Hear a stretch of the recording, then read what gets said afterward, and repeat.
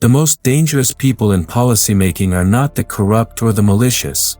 They are the brilliant, well-intentioned experts who believe they can design society better than it designs itself. Throughout my decades at the London School of Economics, I witnessed firsthand how the most educated minds consistently produce the most catastrophic policies. The puzzle isn't their intelligence, it's their fundamental misunderstanding of what knowledge actually is and how it functions in complex social systems. Consider this: every failed central plan in history, from Soviet agricultural quotas to America's urban renewal projects, was designed by highly credentialed experts using the best available data. Yet a simple price signal in a free market coordinates millions of decisions more effectively than any planning committee ever could. Why do brilliant people consistently fail at tasks that markets handle effortlessly? The answer lies in what I call the knowledge problem, perhaps the most important insight in all of social science, yet one that remains invisible to most policymakers. Today, we'll explore why intelligence without understanding the nature of dispersed knowledge becomes not just useless, but dangerous. We'll discover how the very qualities that make someone a successful academic or technocrat, the ability to systematize, theorize, and centralize information, blind them to the wisdom embedded in spontaneous social processes. The stakes couldn't be higher. America's future depends on understanding why smart people make such consistently dumb policies. Chapter 1: The Illusion of Comprehensive Knowledge. The tragedy of modern policymaking begins with a seductive illusion that complex social problems can be solved by gathering enough data and applying sufficient expertise. I've watched brilliant economists design housing policies that create slums, education reformers craft systems that stifle learning, and healthcare experts devise regulations that reduce access to care. The pattern is always the same: intelligent people armed with impressive credentials and vast databases consistently produce outcomes opposite to their intentions. This isn't a failure of intelligence, it's a failure to understand the fundamental nature of knowledge itself. In my years developing what became known as spontaneous order theory, I discovered that human knowledge exists in two radically different forms. There's scientific knowledge, the kind taught in universities, published in journals, and wielded by experts. This knowledge is explicit, systematic, and transferable. It's what we think of when we imagine knowledge. But there's another kind of knowledge that's far more important yet completely invisible to most experts: practical knowledge of particular circumstances, what I call knowledge of time and place. This is the farmer who can sense when soil conditions are changing, the shopkeeper who notices subtle shifts in customer preferences, the worker who develops an intuitive feel for when equipment needs maintenance.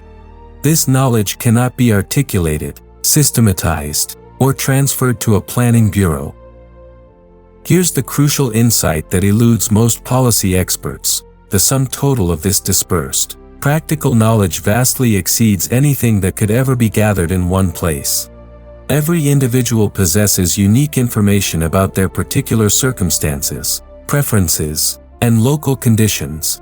When millions of people act on their dispersed knowledge through market processes, they create an information processing system of staggering complexity and effectiveness. The central planner, no matter how brilliant, faces an impossible task. They must somehow gather, process, and act upon information that exists in the minds of millions of people, information that these people themselves may not be able to articulate. It's like asking someone to predict the exact shape of every snowflake in a blizzard. The task isn't just difficult, it's logically impossible. Yet this logical impossibility doesn't stop smart people from trying.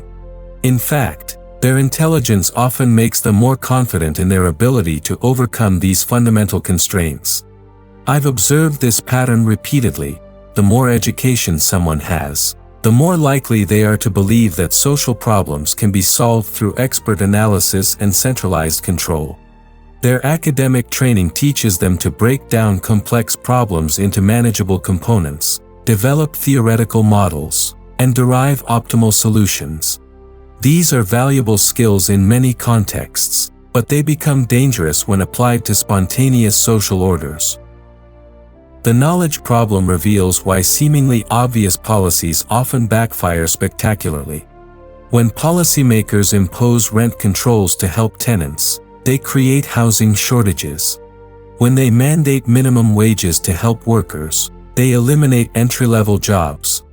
When they regulate industries to protect consumers, they stifle innovation and increase costs. In each case, the experts focus on the immediate, visible effects they can measure and model, while remaining blind to the complex web of unintended consequences that emerges from their intervention. The most sobering realization is that this isn't a problem that can be solved through better education or more sophisticated analytical tools. The knowledge problem is inherent in the structure of complex social systems. No amount of intelligence can overcome the fundamental limitation that relevant knowledge is dispersed among millions of individuals and cannot be centralized without destroying its essential character. Chapter 2: How Markets Process Information. While government experts struggle with information overload and coordination failures, free markets have quietly solved the knowledge problem through a mechanism so elegant that most people don't even recognize it as a solution: the price system. In my years studying economic coordination, I came to realize that prices are not just arbitrary numbers attached to goods, they are humanity's most sophisticated information processing network. Consider a simple example that illustrates this profound insight. Imagine a sudden frost damages coffee crops in Brazil. Within hours, this local event, known initially to perhaps a few hundred farmers, begins transmitting information across the entire global economy. Coffee futures prices rise in Chicago, prompting traders in New York to adjust their positions. Cafe owners in Seattle notice wholesale costs increasing and begin considering menu changes. Consumers gradually shift toward tea or other alternatives. Here's what's remarkable: none of these people need to know about the Brazilian frost to respond appropriately. The price signal carries all the relevant information they need to make intelligent decisions. The cafe owner doesn't need to understand agricultural conditions in South America, currency fluctuations, or shipping logistics. The rising price tells them everything they need to know: coffee is becoming scarcer relative to demand, and they should economize accordingly. This is information processing on a scale that dwarfs any computer system or government agency. Millions of people, each acting on their own dispersed knowledge and responding to price signals, coordinate their behavior more effectively than any central planner could hope to achieve. The system operates without anyone directing it, yet it produces order that appears designed. The contrast with government planning couldn't be starker. When a planning bureau tries to coordinate economic activity, they must somehow gather information about production capabilities, consumer preferences, resource availability, and countless other variables across the entire economy. They must then process this information, make decisions, and communicate instructions back to millions of participants. At each stage, information is lost, distorted, or delayed. Even if such a system could theoretically work, it faces an insurmountable problem. By the time the information is gathered and processed, economic conditions have already changed. The Brazilian frost occurs on Monday. By the time it's reported, analyzed, and incorporated into a central plan, new conditions have emerged that make the original analysis obsolete. Markets, by contrast, adjust continuously in real time as new information becomes available. The price mechanism also performs another crucial function that government planners consistently overlook: it motivates the discovery of new information. When coffee prices rise due to the Brazilian frost, entrepreneurs worldwide begin searching for alternatives. Some experiment with new coffee substitutes, others explore different growing regions, still others develop more efficient processing methods. The profit opportunity created by scarcity motivates countless individuals to apply their specialized knowledge to solving the problem. Government planning not only fails to harness this discovery process, it actively suppresses it. When bureaucrats set prices administratively, they eliminate the signals that motivate innovation and adaptation. When they allocate resources through political processes rather than market mechanisms, they direct resources away from their most valuable uses toward politically favored activities. I've observed this pattern repeatedly in my analysis of socialist economies during the calculation debate.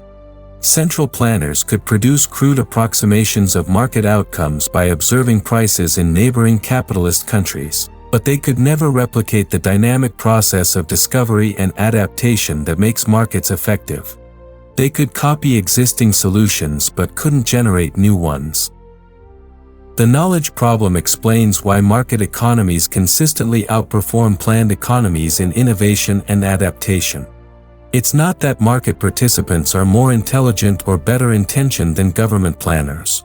Rather, they operate within an institutional framework that harnesses dispersed knowledge and motivates continuous discovery, while planning systems suppress these processes. This insight has profound implications for policy. Instead of asking how government can better solve economic problems, we should ask how government can create better conditions for markets to solve problems themselves. The goal isn't to make central planning more efficient, it's to recognize that the knowledge problem makes effective central planning logically impossible, regardless of the intelligence and dedication of the planners involved. Chapter 3: The Pretense of Scientific Precision. The most intellectually seductive trap in policymaking is what I call scientism, the inappropriate application of natural science methods to complex social phenomena. During my years observing the intersection of economics and public policy, I watched brilliant minds fall repeatedly into this trap, believing they could engineer society with the same precision that engineers design bridges. The allure is understandable. Natural sciences have achieved spectacular successes by reducing complex phenomena to measurable variables, developing mathematical models, and deriving precise predictions. When economists and policy experts apply these same methods to social problems, they feel they're being rigorous and scientific. They create elaborate econometric models, analyze vast datasets, and produce recommendations with impressive mathematical sophistication. But this apparent precision masks a fundamental error. Social phenomena differ qualitatively from natural phenomena in ways that make scientific methods not just inadequate, but dangerous when misapplied. Unlike atoms or planets, human beings have purposes, change their behavior based on expectations, and respond to the very policies designed to influence them. They possess what natural objects lack: knowledge, creativity, and the ability to adapt. Consider how this plays out in practice. A housing economist might develop a sophisticated model showing that rent control will increase affordable housing by X%. The model includes hundreds of variables, incorporates vast amounts of data, and produces results that look scientifically authoritative. But the model cannot capture how landlords will respond to the controls, perhaps by converting rental units to condominiums, deferring maintenance, or finding creative ways to circumvent regulations. More fundamentally, the model assumes that housing is simply a commodity to be allocated, rather than recognizing that housing markets are complex systems where countless individuals make decisions based on their particular circumstances and local knowledge. The economist's mathematical precision creates an illusion of understanding while missing the essential dynamic character of the phenomena being studied. I witnessed this pattern throughout the socialist calculation debate, where brilliant economists like Oscar Lange produced mathematically elegant proofs that central planning could replicate market efficiency. Their models were logically impeccable and mathematically sophisticated, yet they failed completely when implemented because they treated economic calculation as a purely technical problem rather than recognizing it as a dynamic discovery process. The pretense of scientific precision becomes particularly dangerous when applied to complex social policies. Consider contemporary debates about healthcare reform, where experts produce detailed projections about coverage rates, cost savings, and efficiency gains. These projections have the appearance of scientific analysis, complete with confidence intervals and statistical significance tests. Yet they fundamentally misunderstand the nature of healthcare markets, where outcomes depend on countless unmeasurable factors: doctor-patient relationships, individual health circumstances, technological innovations, and complex interactions between regulatory structures. The scientific approach leads policymakers to focus on what can be easily measured while ignoring what cannot be quantified. They can count the number of people with insurance but not the quality of care they receive. They can measure average waiting times but not the innovation that might eliminate the need for certain procedures entirely. They can calculate cost per procedure but not the value of preserving doctor-patient autonomy. This measurement bias creates systematic distortions in policy. Programs that produce easily measurable short-term effects are favored over those that might generate unmeasurable long-term benefits. Interventions that create visible improvements in statistics are preferred over institutional changes that might improve overall system performance in ways that cannot be captured in data. The tragedy is that the scientific approach often leads to policies that destroy the very spontaneous processes that solve social problems most effectively. When education reformers apply industrial efficiency models to schools, they may improve test scores while stifling the creativity and adaptability that make education valuable. When healthcare regulators standardize treatments based on statistical averages, they may reduce measured variation while eliminating the individualized care that produces the best outcomes. The alternative isn't anti-intellectualism or abandoning rigorous analysis. Rather, it's recognizing the inherent limits of formal analysis when applied to complex social systems. We must cultivate what I call constitutional thinking, focusing on the rules and institutions that enable spontaneous coordination rather than trying to design specific outcomes. This means asking different questions. Instead of, how can we design the optimal healthcare system, we should ask, what institutional arrangements allow healthcare markets to discover effective solutions? Instead of, what's the perfect education curriculum, we should ask, how can we create conditions where educational innovations can emerge and compete? The knowledge problem reveals why scientific precision in social policy is not just impossible but counterproductive. The apparent rigor of mathematical models and statistical analysis creates false confidence in our ability to control complex social processes, leading to interventions that disrupt the subtle coordination mechanisms that make society work. Chapter 4: The Fatal Conceit of Central Planning. There exists a peculiar arrogance among intelligent people who believe that because they can understand complex theoretical problems, they can also redesign the social institutions that have evolved over centuries. I call this the fatal conceit, the belief that human reason can improve upon the unplanned wisdom embedded in spontaneous social orders. This conceit isn't limited to obvious central planners. It infects everyone who assumes that intelligent design can surpass evolutionary processes. Throughout my intellectual journey, from witnessing the economic chaos of war-torn Austria to analyzing modern regulatory failures, I've observed how this conceit manifests in seemingly reasonable people. They see problems in existing institutions, inefficiencies, inequalities, apparent irrationalities, and assume these represent design flaws that superior intelligence can correct. What they fail to recognize is that these institutions weren't designed by anyone. They evolved through a selection process that tested what works across countless generations. Consider the institution of private property, which appears to create inequality and seems to reward selfishness over cooperation. The fatal conceit suggests we can design better systems, perhaps collective ownership or technocratic allocation, that achieve fairer outcomes. But this reasoning misses the crucial function that private property serves in making economic calculation possible. Without clear ownership rights, there's no way to determine the relative scarcity of resources or the value of different uses. The apparent inefficiencies of property systems enable the price mechanism to function, which coordinates economic activity more effectively than any conceivable alternative. The same pattern appears throughout social institutions. Marriage seems to restrict individual freedom and perpetuate traditional roles. Markets appear to reward greed and create instability. Legal systems seem to favor the wealthy and perpetuate historical injustices. Common law appears chaotic compared to comprehensive legal codes. In each case, the fatal conceit suggests that intelligent reform can eliminate these problems while preserving the beneficial functions.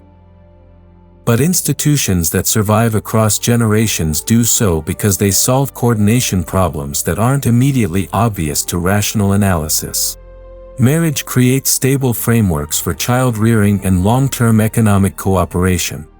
Market competition channels self-interest towards serving others' needs. Legal precedents allow complex social coordination without requiring everyone to agree on fundamental values. These functions emerge from the operation of the institutions themselves. They cannot be preserved while redesigning the institutions based on rational blueprints. The fatal conceit becomes particularly dangerous when brilliant people with good intentions gain political power.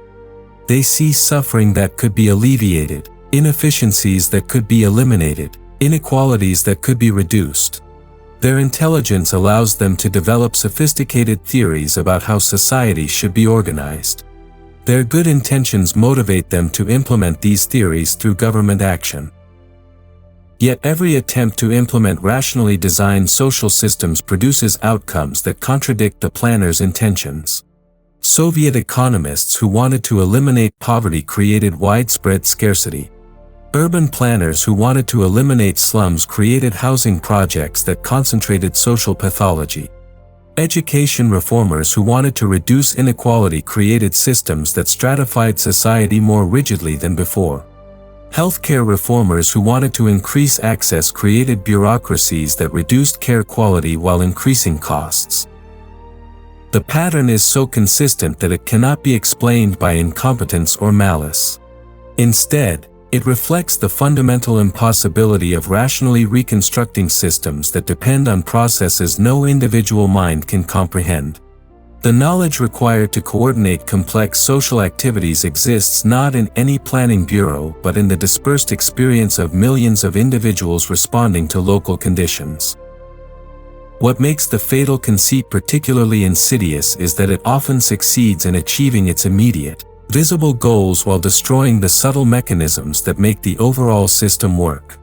Rent control does reduce housing costs for existing tenants, exactly as intended. But it also reduces housing quality, discourages new construction, and creates shortages that harm future tenants. The immediate success masks the broader failure. The fatal conceit also leads to what I call the rationalist fallacy, the belief that because we can explain how institutions function, we can also design better alternatives. Understanding how markets coordinate economic activity doesn't mean we can create superior coordination mechanisms. Explaining how legal systems maintain social order doesn't mean we can devise better systems of rules. Knowledge about how systems work differs fundamentally from the knowledge required to make them work. This distinction is crucial for anyone involved in policymaking. We can study institutions, understand their functions, and identify their limitations without assuming we can design improvements. We can analyze market failures without believing government intervention will correct them.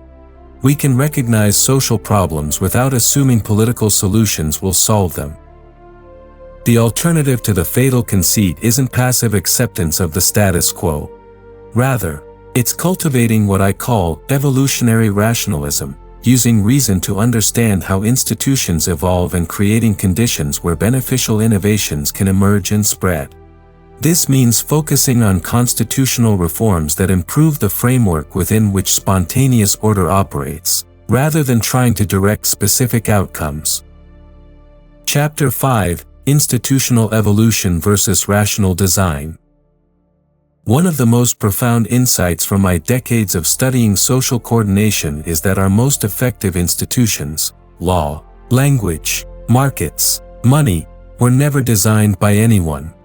They emerged through evolutionary processes where successful practices spread while failures disappeared.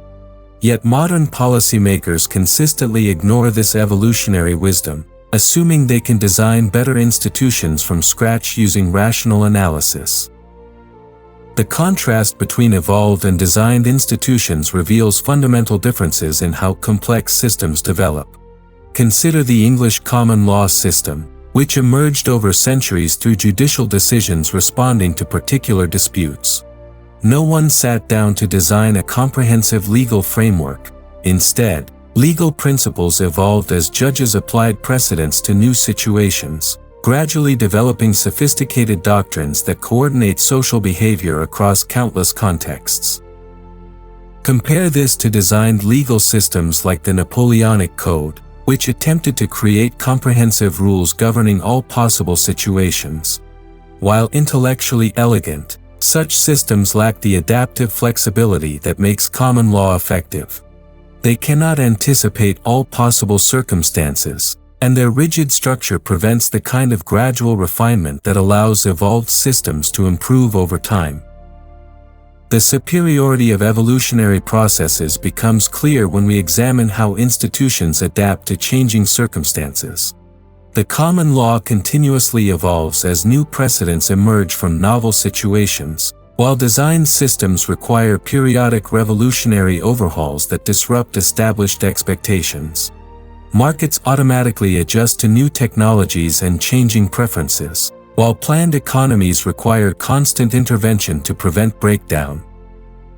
This evolutionary perspective explains why traditional institutions often seem irrational to modern analysts.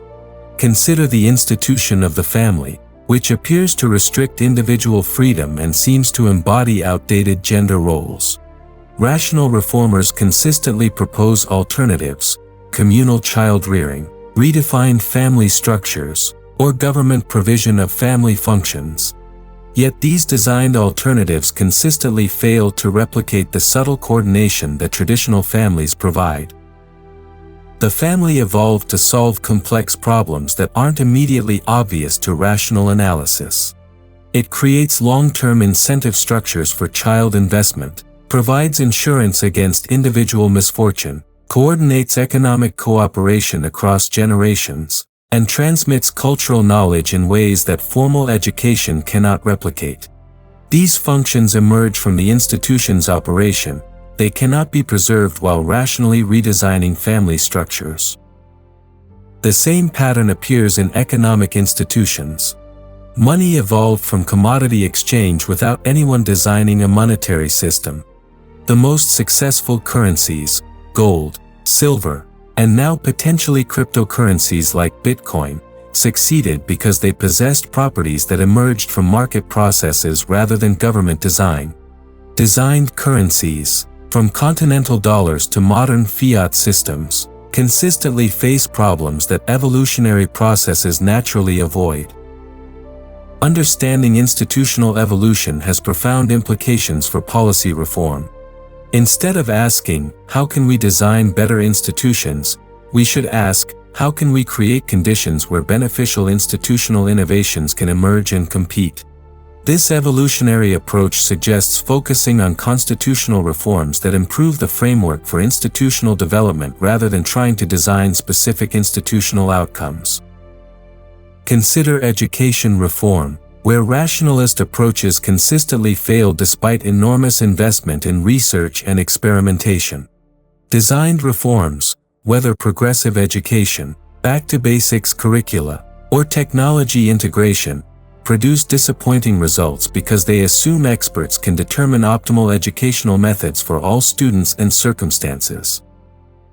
An evolutionary approach would instead focus on creating conditions where educational innovations can emerge and compete. This might involve voucher systems that allow diverse educational approaches to compete for students, or regulatory reforms that permit experimental schools to develop new methods. The goal isn't to design the perfect educational system but to create environments where effective educational practices can evolve. The evolutionary perspective also explains why incremental reforms often work better than comprehensive restructuring. Gradual changes allow institutions to adapt without destroying the subtle coordination mechanisms that make them effective. Revolutionary changes, no matter how rationally planned, risk disrupting complex systems in ways that cannot be anticipated or corrected quickly. This doesn't mean that all existing institutions are optimal or that reform is impossible. Rather, it suggests that effective reform requires understanding how institutions actually function before attempting to change them. We must distinguish between institutions that serve important coordination functions and those that persist due to political privilege or historical accident. The key insight is that institutional effectiveness cannot be determined through theoretical analysis alone. It emerges from the practical test of whether institutions successfully coordinate human activity across diverse circumstances over extended periods.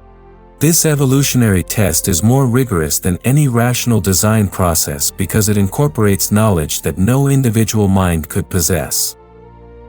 Modern policymakers face a choice between evolutionary and rationalist approaches to institutional reform.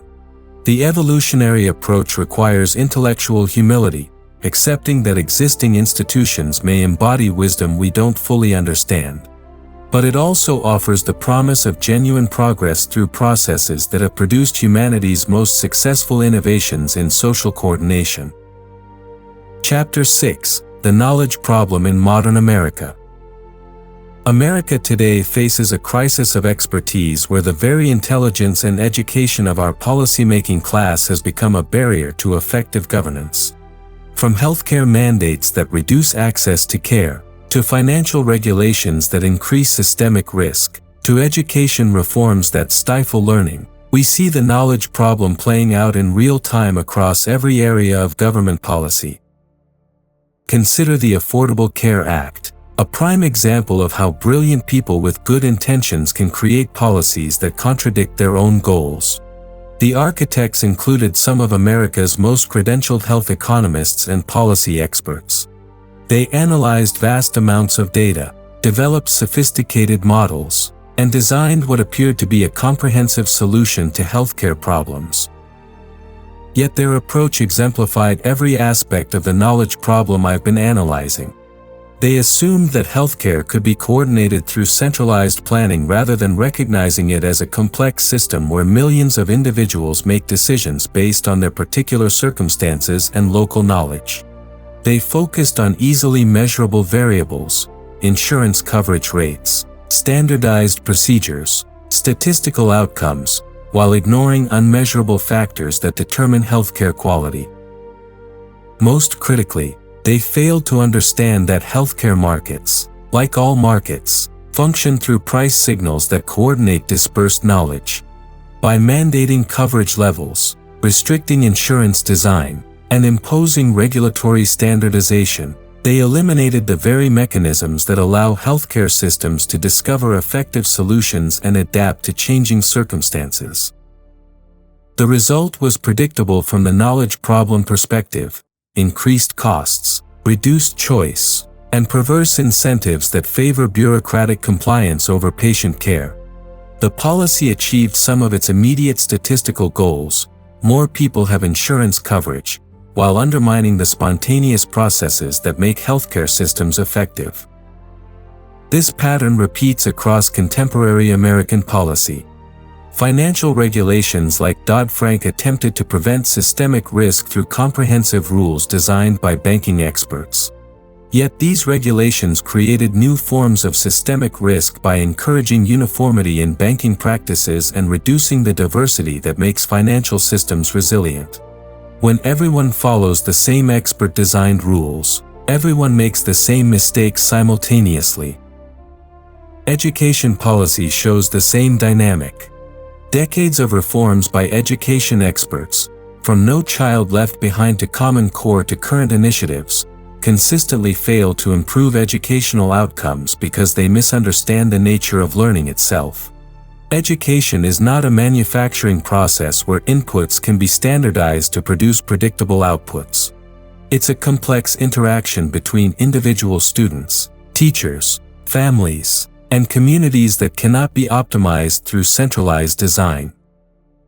The most effective educational innovations, from Montessori methods to specialized schools for different learning styles, emerged through evolutionary processes where educators experimented with different approaches and successful methods spread through voluntary adoption. Government standardization eliminates this discovery process, replacing it with politically determined uniformity that prevents adaptation to local circumstances. Technology policy reveals another dimension of the knowledge problem.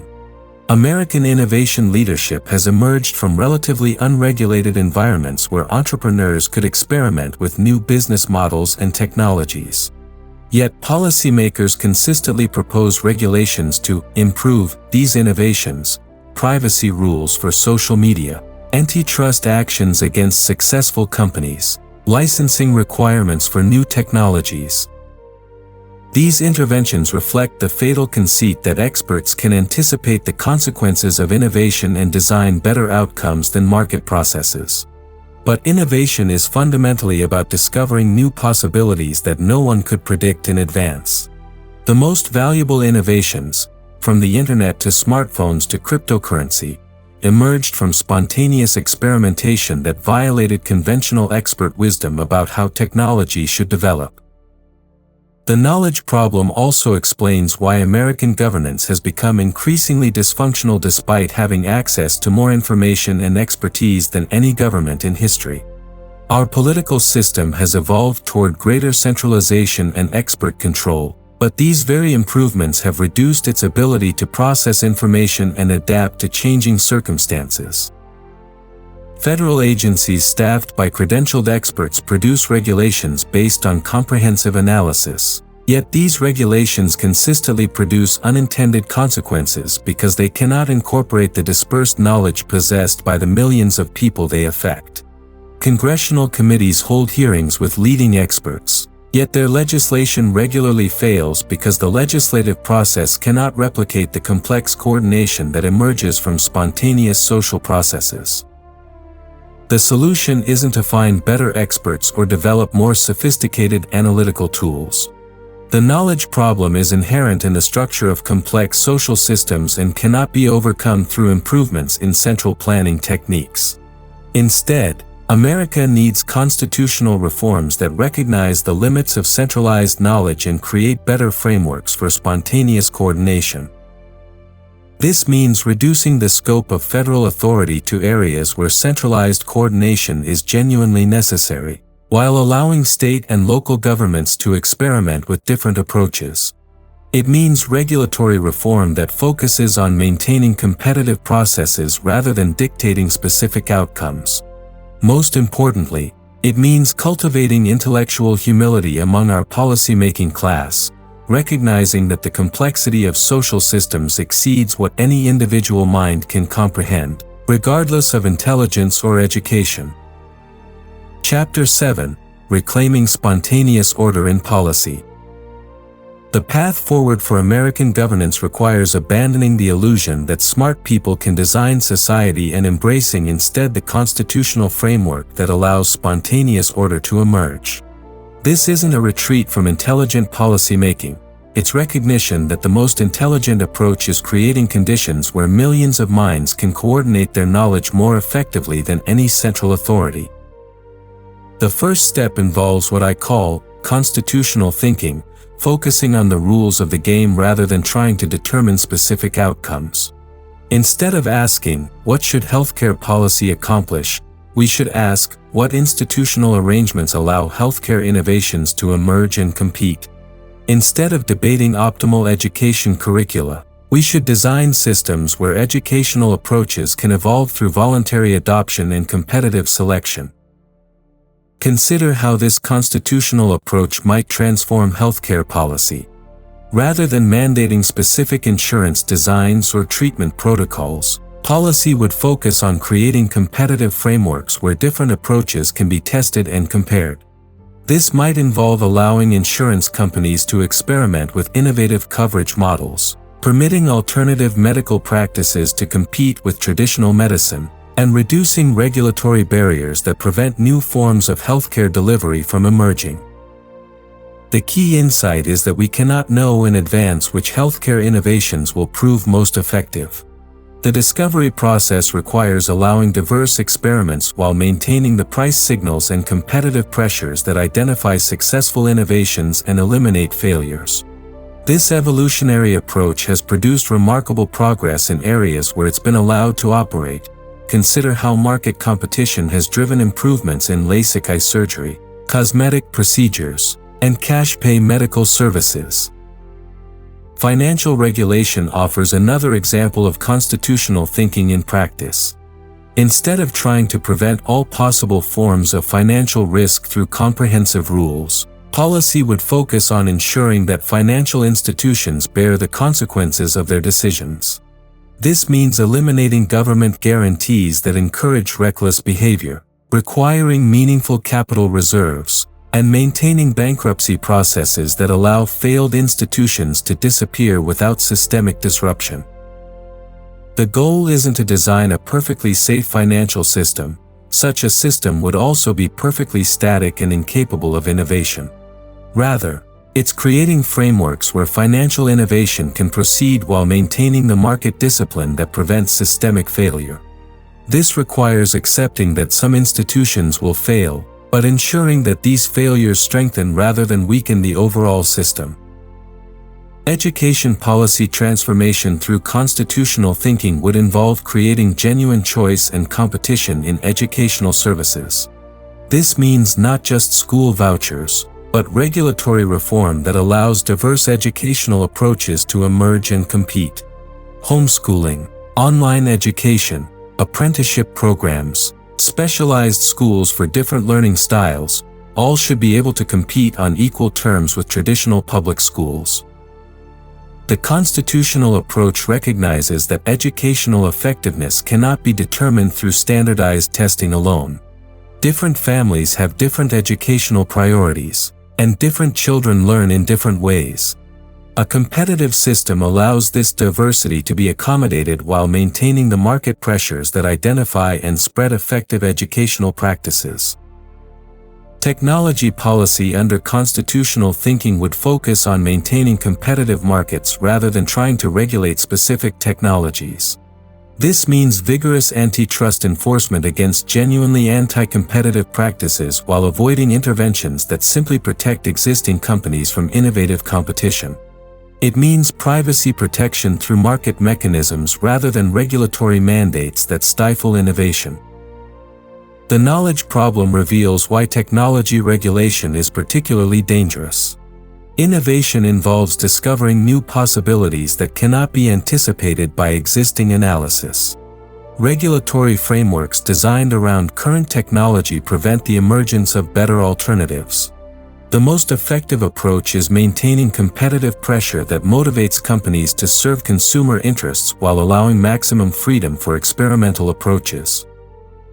Perhaps most importantly, constitutional thinking requires reforming the policymaking process itself to incorporate dispersed knowledge more effectively.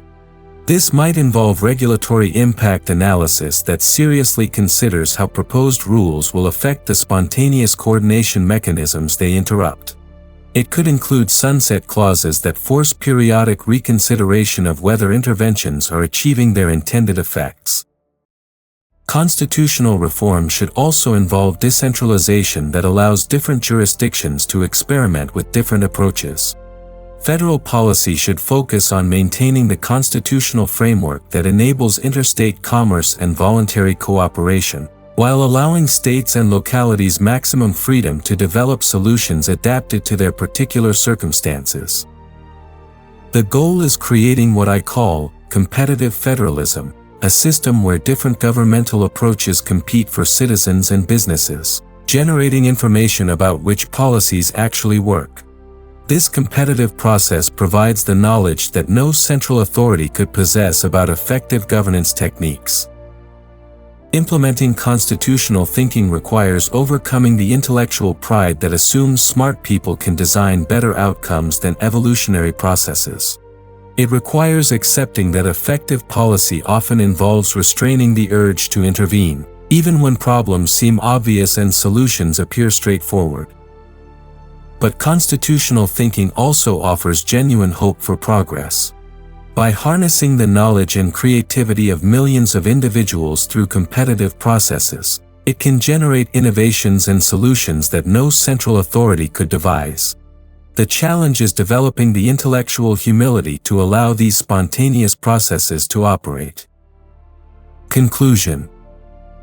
The knowledge problem reveals why America's brightest minds consistently produce policies that fail to achieve their intended goals. It's not a failure of intelligence, dedication, or analysis. It's the inevitable result of trying to centrally coordinate processes that can only be coordinated through spontaneous order. Every attempt to overcome the knowledge problem through better expertise, more comprehensive data, or more sophisticated analysis only deepens the fundamental error. Complex social systems require knowledge that exists in dispersed form across millions of minds. This knowledge cannot be gathered, systematized, and applied by any central authority, regardless of its intelligence or resources. The solution requires intellectual humility, recognizing that the complexity of social coordination exceeds what any individual or group can comprehend. This humility leads to constitutional thinking that focuses on creating frameworks for spontaneous coordination rather than trying to design specific outcomes. America's future depends on recovering this constitutional wisdom.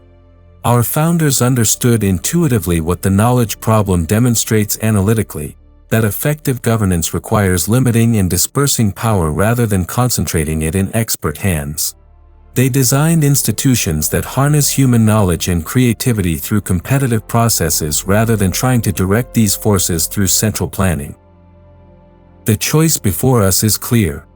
We can continue believing that smart people can design society better than it designs itself, producing increasingly sophisticated failures. Or we can embrace the humility that recognizes spontaneous order as superior to any designed alternative. The knowledge problem makes this choice urgent. America's prosperity and freedom depend on understanding why smart people make dumb policies, and changing course before it's too late.